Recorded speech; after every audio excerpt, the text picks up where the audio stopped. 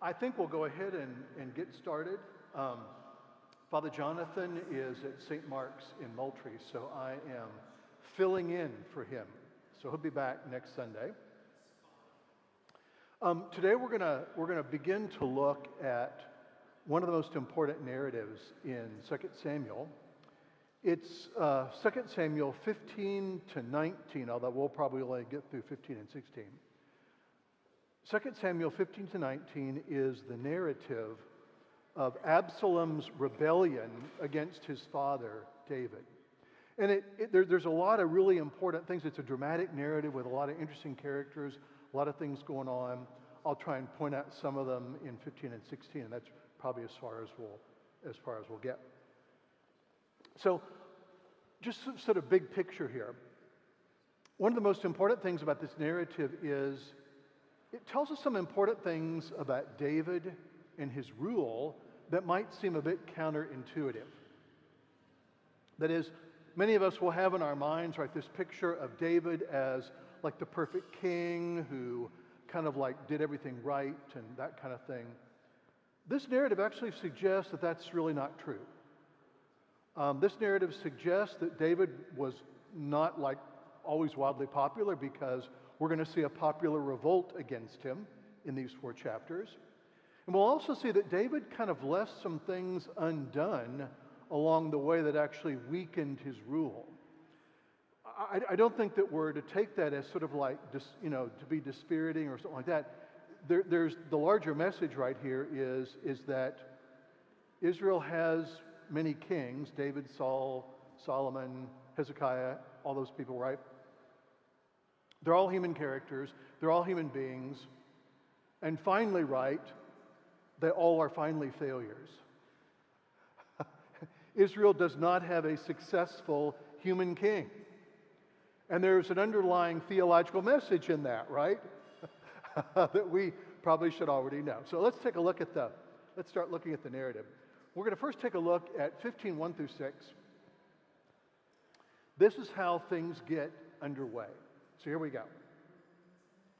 After this, Absalom got himself a chariot and horses and 50 men to run before him. And Absalom used to go to rise early and stand beside the way of the gate when any man would come to dispute and come before the king for judgment. Absalom would call to him and say, "From what city are you?" And he would say, "Your servant is of such and such a tribe in Israel." And Absalom would say to him, "See, your claims are good and right, but there is no man designated by the king to hear you." Then Absalom would say, "Oh, that I were judge in the land. Then every man would dispute, or a cause might come to me, and I would give him justice." And whenever a man came near to pay homage to him, he would put his hand out and take hold of him and kiss him. Thus Absalom did to all Israel who came to the king for judgment. So Absalom stole the hearts of the men of Israel. So Absalom stole the hearts of the men. Let's take a look at what's going on here. So Absalom decides that he's going to rebel against his father David and usurp the throne. That's what he's doing. And he's very clever about it. He kind of makes himself presentable as a king. So what he does is he gets a chariot. Every king needs a chariot, right? And he kind of assembles around himself a kind of like an entourage, so that wherever he goes, he's got this chariot and the entourage is going with him, so that he looks like a king, right? It's like he's riding around in a limousine with a police escort and press in tow and that kind of thing. Important little note, right? David apparently knows nothing about any of this. Why, we're not told, but he doesn't know because he doesn't do anything. And then he does this. You probably know from reading the Old Testament, right, that the gate of the city is in effect the courtroom. So that's where justice is done, right? So what Absalom does on court dates is he pulls up on court dates with his entourage and chariot, looking like a king, and then he starts talking to all the people who have come with cases. to be tried by the king or a judge appointed by the king. And Absalom kind of does this. He works the crowd. They're all standing out there, waiting for a case of and he starts patting people on the back, and he says, "Oh, hey, buddy, where are you from? What town are you from? And what's your case?" And the guy tells them, and Absalom says, "It's a shame that the king hasn't really appointed any good judges to hear your case. But if I were a king, your case would get heard right away, and not only would it get heard right away, but just judging by the look of your face, I know you're an honest man, and you wouldn't be bringing a bad case into court, so I'm guaranteeing you vindication." And he does this for like 4 years, right? And the idea is clear, right? He is, as that last sentence says, he is stealing the hearts of the men of Israel. Now, there's an important thing here that we want to note before going on. Absalom notes here in 15:3, "See, your claims are good and right, but there is no man designated by the king to hear." That is, the suggestion here is that David has been inattentive in either hearing cases himself or appointing judges to hear them. Now, this is a really important thing. This isn't just like an administrative matter. Remember, the king's primary role in Israel, king's chief role, right, is to ensure that justice is done. The king is, in effect, the chief justice officer or the chief dispenser of justice for the whole nation. So as you're reading Old Testament prophets, right, and things are out of whack, where do the prophets go to first for criticism? The king. They tell the king he's not doing his job. He's not doing his job that he's received from God. So there's a suggestion here, right, that David has been inattentive to, in effect, what is number one on his job description, the dispensing of justice in Israel. And so therefore we get this long kind of collection of people who have grievances against David and now are kind of gravitating into Absalom's camp. Now let's see how the conspiracy develops. This is 2 Samuel 15:7-12. Put this over here. Here's what happens.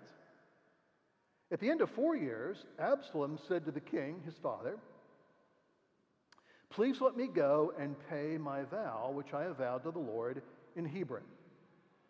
For your servant vowed a vow while I lived in Geshur in Aram, saying, 'If the Lord will indeed bring me back to Jerusalem, then I will offer worship to the Lord.' And the king said to him, 'Go in peace.' So he rose and went to Hebron. But Absalom sent secret messengers throughout all the tribes of Israel, saying, 'As soon as you hear the sound of the trumpet, then say, Absalom is king in Hebron.'" That, by the way, is going to be on the front page of the Jerusalem Times the next day. With Absalom went 200 men from Jerusalem who were invited guests, and they went in their innocence and knew nothing. While Absalom was offering the sacrifice, he sent for Ahithophel, the Gilonite, David's counselor from the city of Gilo. And the conspiracy grew strong, and the people with Absalom kept increasing. So there's a lot of really important details here that we want to look at. So here's a couple of them. We don't have time to look at them all. So David, this process goes on for 4 years where Absalom shows up as a king at the court, kind of patting people on the back and telling them that, if he were judge, he would give them what they want. And now it goes further. Absalom goes to his father and says, "I made this vow to the Lord that I would offer sacrifice if he brought me back to Jerusalem, which he's done. And so I'm going to go to Hebron and I'm going to offer this sacrifice because Dad, what a pious person I am." Well, of course, the whole thing is simply a smokescreen. And here I think we get an insight into Absalom's character. Absalom is the kind of king that we'll actually see later on in Israel's history. The kind of kings who, in effect, right, use Israel's religion for their own purposes.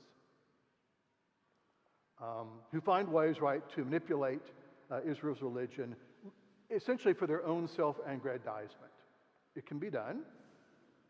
And that's what Absalom is planning here. He's basically created a kind of religious smokescreen to mask his conspiracy.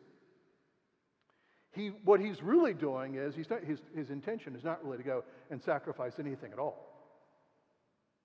His intention is to go to Hebron, send out messengers to the whole kingdom to let them know that the conspiracy has started. And then when they hear the trumpets, right, everyone's going to shout at the top of their voices, "Absalom is king in Israel!" This is the equivalent of "the king is dead, long live the king." Only in this case, the king isn't dead. He's still alive. And just to kind of reinforce this, we're told here, right, that in the act of offering his sacrifice, note what he does. He sends for one of David's advisors, Ahithophel, to involve him in the conspiracy. Now, do you see like the jarring picture here? Absalom is in the midst, supposedly, of offering a sacrifice to the Lord. And he's simultaneously doing this, in effect, to kind of modern, by in effect like sending a text message to Ahithophel to join the conspiracy against his father. That is, once again, right, we're seeing Israel's religion being used as sort of like a smokescreen to cover like political machinations. As I say, this will become more and more prominent as Israel's history goes on. But that's what we see going on here. Another sign of Absalom's ruthlessness here is he takes with him this kind of entourage of 200 men who have no idea what's going on. They're sort of part of Absalom's sort of faux royal entourage. They have no idea or inkling that Absalom is planning a coup. And so when the coup starts, right, they're in effect going to be like innocent victims, right? If there's a point where David like responds to this coup, right, they're going to be standing there with a smoking gun in their hands, right? So Absalom has like jeopardized these 200 people in order to include them into his little conspiracy. And I think what the narrative wants us to see, right, is the narrative wants us to see Absalom's utter, complete, and total ruthlessness. Now, there's a theological comment that can be made here. It's not the main one, but I want to go ahead and make it. What's going on here, right, is sort of like pretty ordinary, ancient Middle Eastern court politics. This stuff happens in other kingdoms, right? Sons get tired of their dads and want to hurry up and succeed, and so they have their father murdered, and they move on. But this is different, right? This is supposed to be Israel. Things are supposed to work differently here, but they're not. Things are supposed to be different here, but they are not, and that's like a bad sign, right? We've got kind of generally like court politics going on. Absalom reminds me, if you've ever seen the BBC version of the I, Claudius, the television show about the Roman Emperor Claudius, there's a scene where Caligula, who becomes emperor after Augustus, Caligula arranges for his uncle Augustus to be poisoned so that he can become emperor.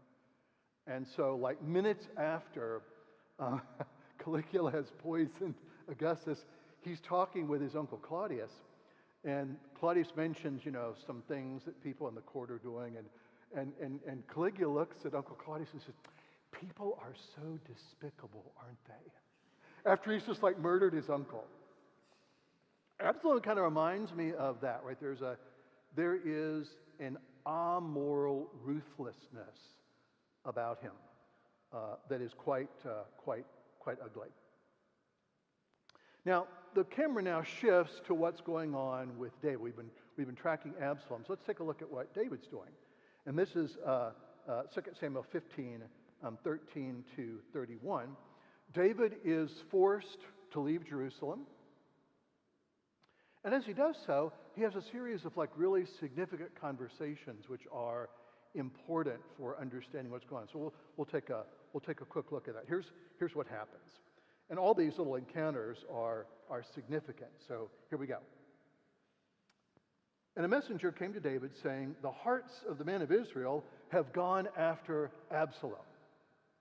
There's kind of like a frightening message, right? "Your Majesty, the whole kingdom has just deserted you. They're now for Absalom." As a matter of fact, if you look at the window, you'll see some people outside with signs that say "Absalom for king," or something like that, right? Then David said to all his servants who were with him in Jerusalem, "Arise and let us flee, or else there will be no escape from Absalom. Go quickly, lest he overtake us quickly, and bring down ruin and strike the city with the edge of the sword." And the king's servants said to the king, "Behold, your servants are ready to do whatever my lord the king decides." So the king went out, and all his household after him. And the king left 10 concubines to keep the house. And the king went out, and all the people after him, and they halted at the last house on the way out of Jerusalem. And all his servants passed by him, and all the Cherethites and all the Pelethites and the 600 Gittites who followed him from Gath passed on before the king.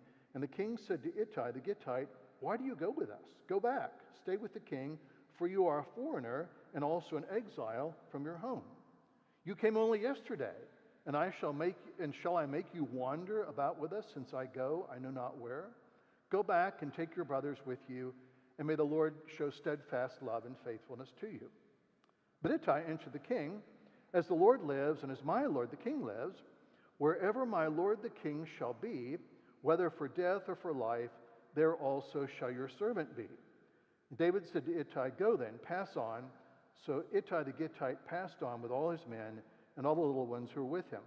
And all the land wept aloud as all the people passed by. And the king crossed the brook Kidron, and all the people passed on toward the wilderness. So that's sort of like the first stage of this. So a couple things to note about what's going on here. Thing number one.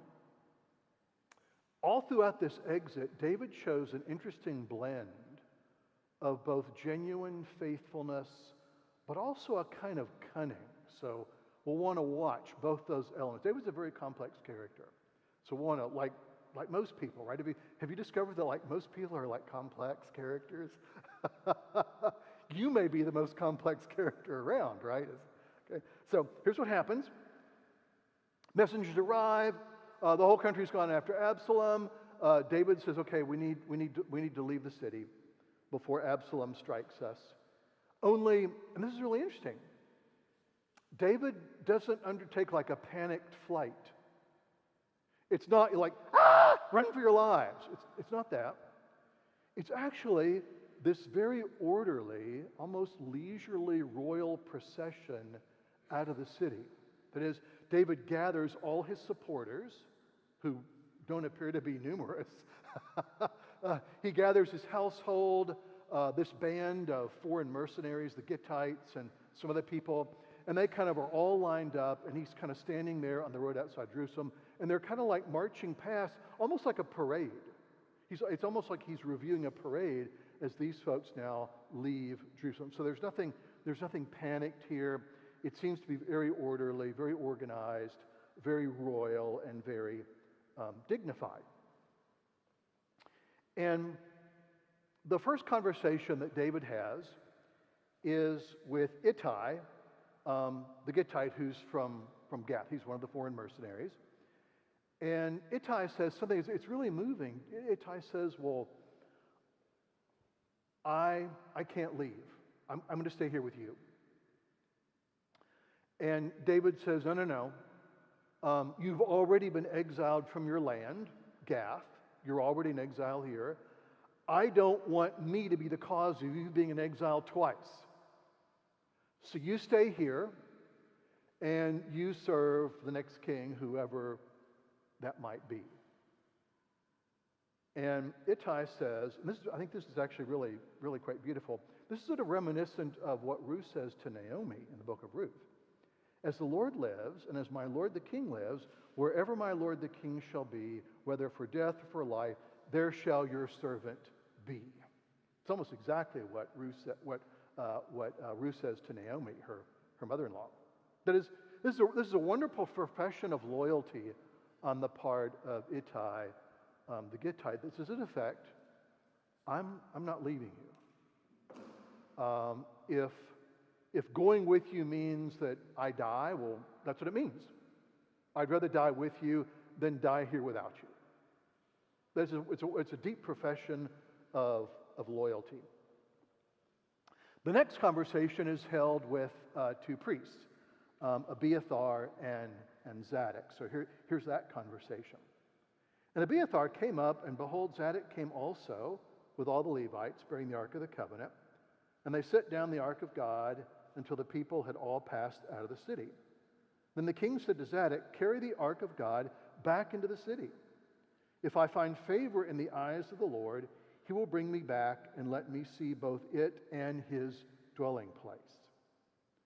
But if he says, I have no pleasure in you, behold, here I am, let him do to me what seems good to him.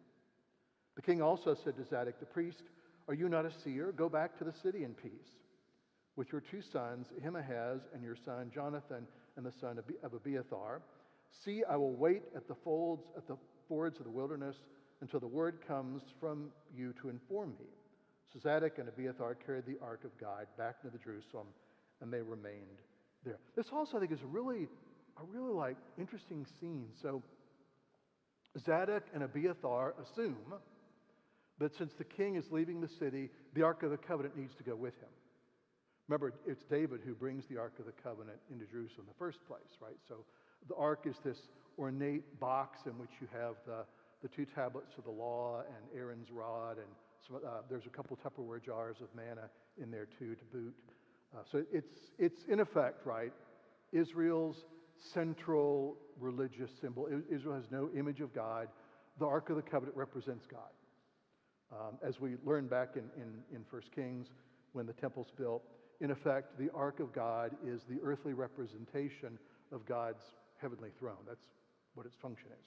So the two priests assume that since the king's leaving, the Ark needs to go with him because the Ark of the Covenant is simultaneously a symbol of both religious and political authority. And here we just want to remember, right? We're not living in a world where those two things are neatly separated. Okay? The king is a religious authority. Okay? So the two things. So David says, no, take the ark back in the city. And here's where two aspects of his personality now come out that I think are really, really fascinating. Thing number one, if I find favor in the eyes of the Lord, he will bring me back and let me see both it and his dwelling place. But if he says, I have no pleasure in you, behold, here I am, let him do to me what seems good to him. Really important point. David sees this rebellion not just as an act on Absalom's part, but as an act of God. And David, in effect, says, okay, look,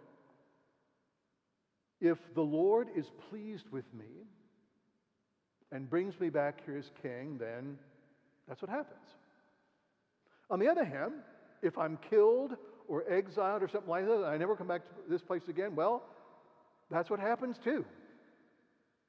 It's this really interesting aspect of David, right, where despite his sort of cunning and despite the sort of deeply ingrained politician in him, there is somewhere down there in the midst of all that stuff, someone who is truly faithful in a way that is significantly different from Absalom.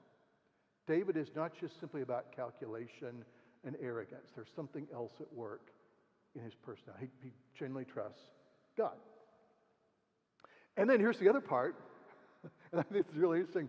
So Zadok and Abiathar are sent back into the city of Jerusalem, and then David says, kind of like while they're like heading out, oh, and by the way, keep your eyes out and report back to me on a regular basis.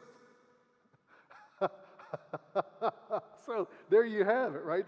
there's this kind of these two things at work. Notice what David's done. By sending Abiathar and Zadok back into Jerusalem, he's begun, in effect, the basis of an intelligence network. The two priests are going to be in close proximity to whatever is going on in the palace, and will be able to report back in probably some detail exactly what's going on. And so they go back. Now the next conversation I think is also really interesting. This starts in 1530. But David went up the ascent of the Mount of Olives, weeping as he went, barefoot and his head covered. So David here is in repentance mode. Barefoot, head covered, mourning, repentance. That's what he's doing. And all the people who were with him covered their heads, and they went up, weeping as they went. And it was told David, Ahithophel is among the conspirators with Absalom. And David said, "O Lord, please turn the counsel of Ahithophel into foolishness," which actually does happen. While David was coming to the summit where God was worshipped, behold, Hushai the Archite came to meet him with his coat torn and dirt on his head. So Hushai is an important court official. He too is in repentance mode. His coat is torn. He's got dirt on his head. Kind of like this is the equivalent of ashes on Ash Wednesday, dirt on your head. David said to him, "If you go with me, you will be a burden to me. But if you return to the city and say to Absalom, 'I will be your servant, O king, as I have been your father's servant in times past, so now I will be your servant,' then you will defeat for me the counsel of Ahithophel. Are not Zadok and Abiathar priests with you there? So whatever you hear from the king's house, tell it to Zadok and Abiathar the priests. Behold, their two sons who are with them there, Ahimaaz, Zadok's son, Jonathan, Abiathar's son, and by them you shall send to me everything you hear." Everything. So Hushai, David's friend, came into the city just as Absalom was entering Jerusalem. So here's another conversation, right? This is Hushai. He apparently is, a big royal counselor, that kind of thing, really important person. And he wants to go with David as well. Once again, loyalty. And David says, in effect, and this is interesting, "If you go with me, you will be a burden to me."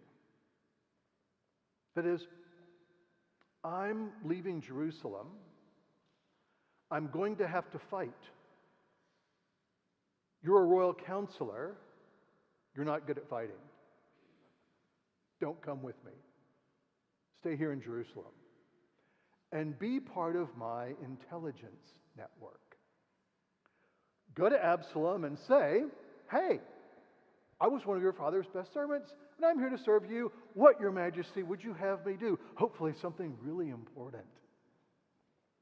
So that I can communicate everything that you say to David. Once again, it's the intelligence network.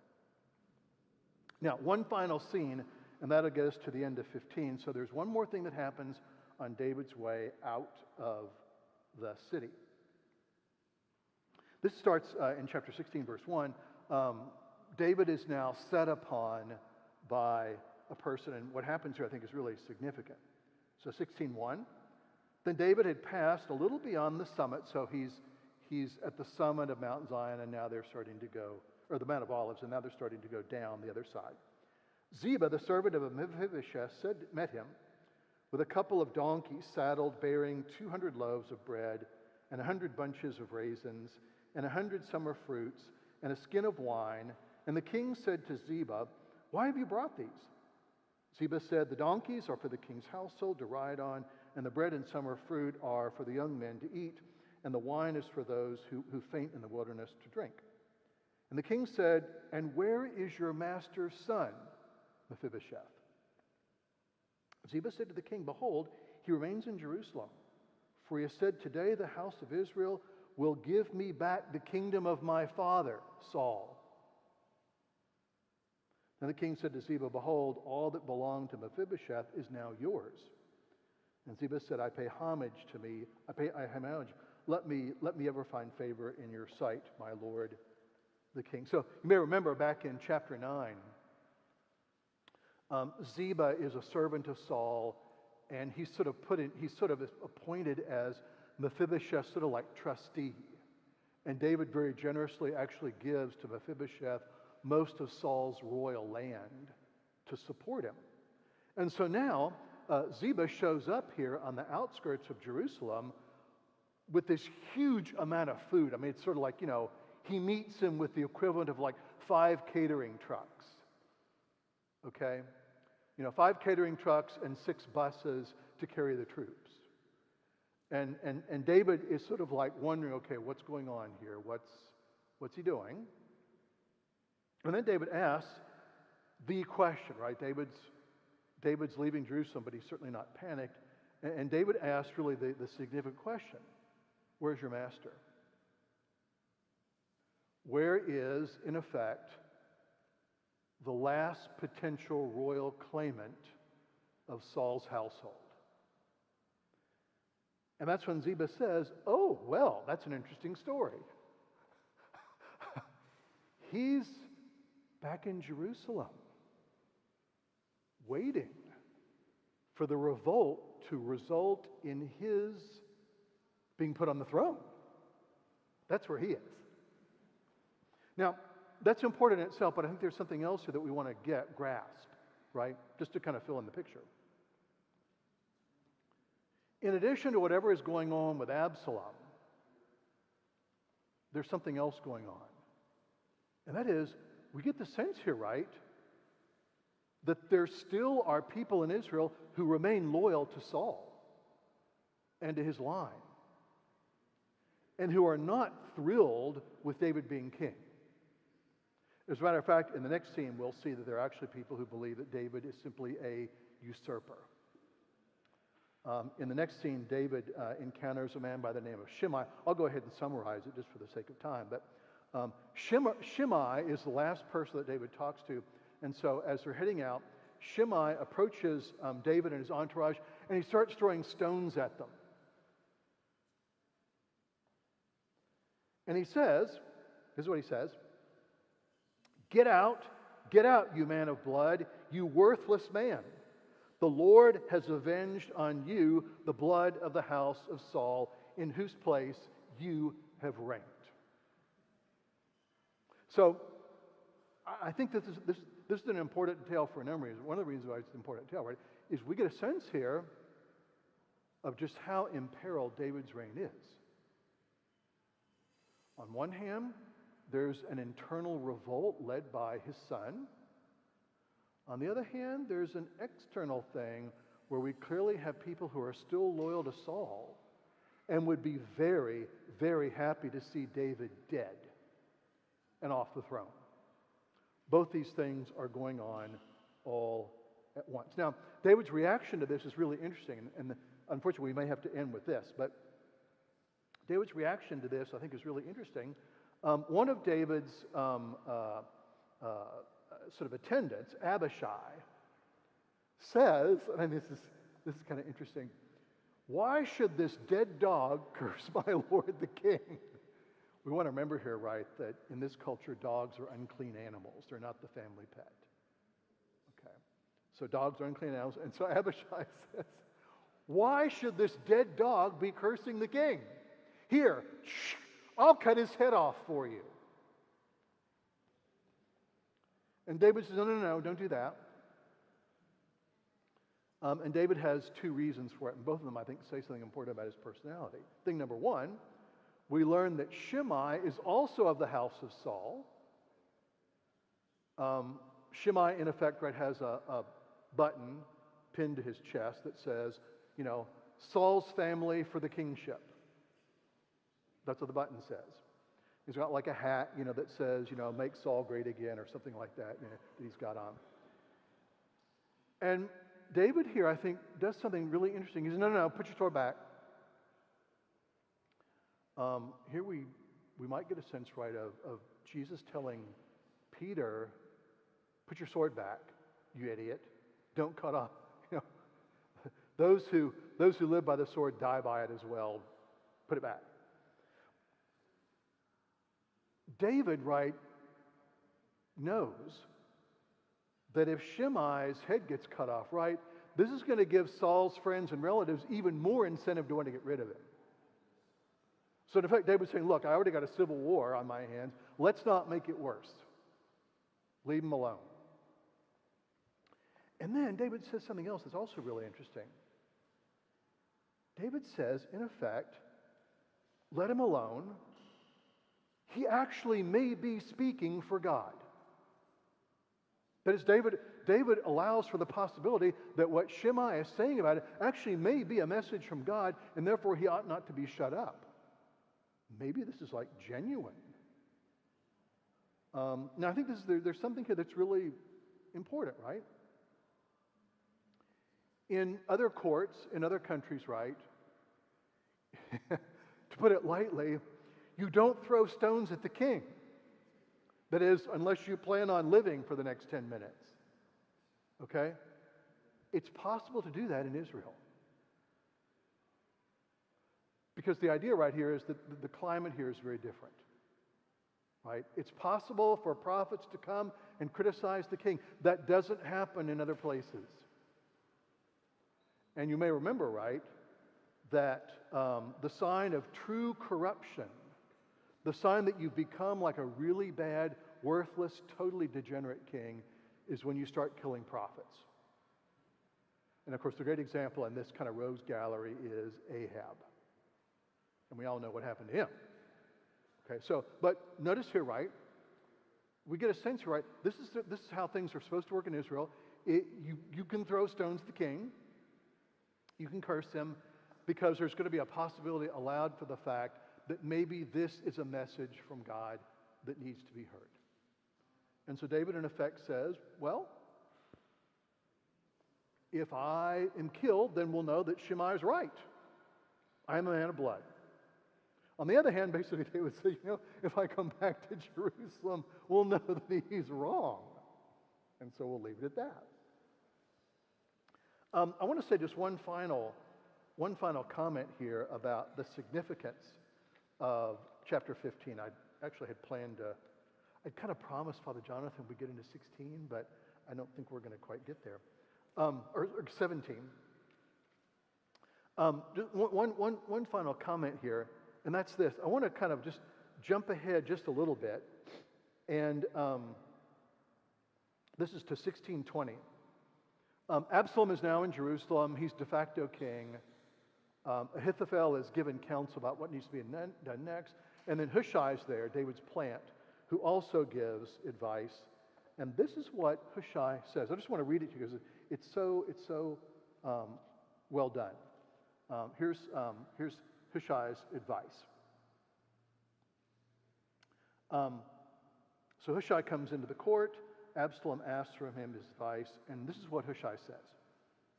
Hushai said, "You know that your father David and his men are mighty men, and they are enraged, and will be like a bear robbed of her cubs in the field. Besides, your father is an expert in war. He will not spend the night with the people. Behold, even now he has hidden himself in one of the pits or some other place, and as soon as some of the people fall at the first attack, whoever hears it will say, 'There's been a slaughter among the people who follow Absalom.'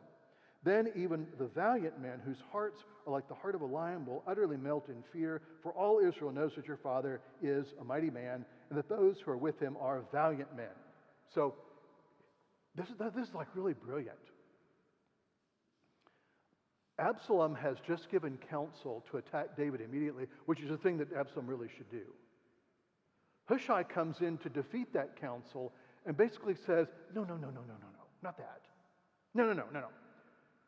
You know, Absalom, that your father is a brilliant military strategist. And that though his army is small, you know that they're all like valiant men who fight like the Dickens, right? Well, no. You shouldn't be attacking them immediately. You need to gather an army from all of Israel and then just overwhelm him by force. Because you know that your father David is a great general. He's a valiant man, and it will take an invincible army to defeat him. You can't defeat him with even a large army. You need a massive army because your father David is such a great man. Did I remind you that he's such a great man? Do you notice what Hushai is saying to him? He's simultaneously like trumpeting David and throwing the good counsel that Absalom's been given off course.